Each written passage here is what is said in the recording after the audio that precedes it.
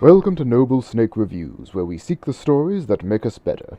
It's one of the marks of the decadence of our current culture that we despise manhood. Our images of masculinity typically boil down to either an 80s action movie or a 90s sitcom, either a jacked cartoon sociopath or a whiny white-collar loser with gelled hair. If we want examples of real manhood in the movies, we typically have to go back a ways. Back to something like Zulu, for instance. The story is that it's 1879 and the British Empire is at war with the Zulu kingdom. Why are they at war? That's not important. The Zulus are the enemies of my blood. What are you doing here? You don't object to our help, I hope. What is important is that the British have just lost some 1,200 men at the Battle of Isandlwana, and now a massive force of Zulus descending on the hospital station at Rorke's Drift, which contains about 100 soldiers, plus some sick and wounded. Not much of an army for you. With no chance to evacuate, the British dig in and prepare for the fight of their lives.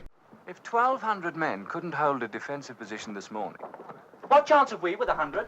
Think of it as 300, only with British versus Zulu instead of Greeks versus Persians. And better. A lot better. That's very nice of him. Because this film isn't a cartoon. It's the story of real, mature men facing an impossible situation because it's their job to do so. why us? Because we're real, lad. It neither glamorizes nor demonizes them, but lets their flaws and virtues speak for themselves. They're most of them rough, hard men, and very few are what we would call nice. As Mr. Kipling said, single men in barracks don't grow into plaster saints. Take this rifle hook and get to it. I'll make a soldier of you yet. Actually, the whole film is rather like a Kipling poem. Mr. Kipling had a genius for portraying the ordinary British soldier in a way that acknowledged his faults but also celebrated his heroism. That's what this film does. It presents us with ordinary, hard-bitten men, then proceeds to show how battle brings out reserves of discipline, courage, and nobility that they never knew they possessed. This also shows in the commanders, Chard and Bromhead, played respectively by Stanley Baker and a newcomer named Michael Caine, who's done one or two things since. I suppose there are such things as gifted amateurs. At the start, the two can barely stand each other. The aristocratic Bromhead looks down on the lower-class Chard, while the more experienced Chard has nothing but contempt for the rookie commander. When Chard claims seniority on the eve of battle, Bromhead gets his own back by constantly sniping at him all through the preparations.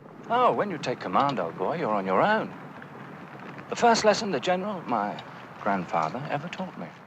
But, as the reality of their situation becomes apparent, matters of class and ego are forgotten, and the two come to respect and rely on one another. Bromhead, reorganize your flying platoon with Sergeant Windry. But, yes, of course. In battle, you see, artificial constructs of social class and the like are forgotten, and all that counts is how well you do your duty. That's one of the reasons men love war stories. They reduce human life to the essential question of how one acts. Speaking of which, probably the best character in the film is Colour Sergeant Bourne, the tough NCO of the camp. All right, then. Nobody told you to stop working. He's pretty much the ideal image of the British Empire, basically a stiff upper lip that has assumed human form. He doesn't tolerate nonsense from his men, but he sympathizes with them. He's unfailingly proper, but can match a Zulu warrior in hand-to-hand combat. He's also the one who recites Psalm 46 on the cusp of battle. I will be exalted among the heathen. I will be exalted in the earth. For the Lord of hosts is with us. Bourne embodies one of the key ideas of the story. Outnumbered nearly 40 to 1, the only hope of the British soldiers lies in their discipline and professionalism. You slovenly soldier. It's this sort of group cohesion and obedience to orders that allow the outnumbered force to put up a defense. There's a great scene before the battle that showcases this approach. Hitch, do your tunic up. My tunic? Do it up. Where do you think you are, man? I love that. It seems so absurd, but that's exactly what makes it so manly. To be able to think about your collar button at a time like that shows utter contempt for death and reverence for matters like decorum. It's similar to the Spartans combing their hair at Thermopylae, a signal that we are not afraid. More than that, it's a matter of pride. The British go into battle impeccably dressed in bright red uniforms, just as the Zulu go in singing and stomping their feet, because that is who they are. Like when the soldiers in the Iliad would pause to list their antecedents before engaging in single combat. It's a way of saying, know who it is you fight, and tell the devil that the British army has sent you thither. This is as good a time as any to address the Zulu themselves. Though none of them are characters in any meaningful sense, the film does treat them with genuine respect. They are the enemy, but they're a worthy enemy, and any of the British who express contempt for them are quickly put right. All right. How far can you rednecks march in a day? Oh, 15, 20 miles, is it?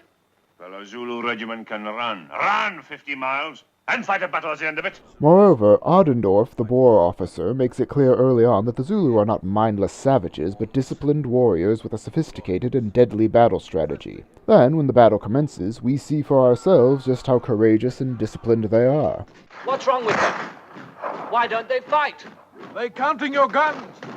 What? Can't you see that old boy up on the hill? He's counting your guns, testing your firing power with the lives of his warriors. The two sides are thus evenly matched, but with vastly different cultures and styles of fighting. That makes for, well, a pretty cool battle. We root for the British because they're the underdogs and are our side, but the Zulu aren't necessarily the bad guys. They're just the other army. Blazes, where the deuce did they get those? I'd say off the bodies of your regiment at St. Luana. Well, that's a bit of filth. Our own damn rifles. And all this is the aforementioned blend of the heroic and the commonplace. War is a sordid business, but the fact that men face it with such courage and panache lends a nobility to it. The army doesn't like more than one disaster in a day. Looks bad in the newspapers and upset civilians at their breakfast. That is really the point of the film, the glory of the soldier. Not that war is glorious, but that soldiers are so for facing it. The story of Zulu is of poor, confused young men becoming heroic warriors by standing up and doing their duty in the face of overwhelming odds. This culminates in the best scene in the film, and one of the best in any war movie. As the two sides face off for the final charge, the Zulu sing a haunting war chant, to which the British respond with the Welsh battle anthem, Men of Harlech. Men of Harlech, stop your dreaming. Can't you see their spear points gleaming? See their warrior pennons streaming to this battlefield. Sing! Men of Harlech, stand ye steady. Come on, sing! Cannot be ever said. As the two songs play over each other, we see that the two are essentially the same. Proud, heroic warriors ready to give battle to the end. Yet, they're still the hard, rough men who they were at the beginning. That's the point. These are the kind of men who win wars, earn medals, and become great heroic soldiers of legend. Not demigods, but ordinary men doing a hard job with a stout heart. That is the essence of manhood. To stand up and do your duty no matter the danger and no matter the cost. It is the portrayal of this truth that makes Zulu a truly ennobling film.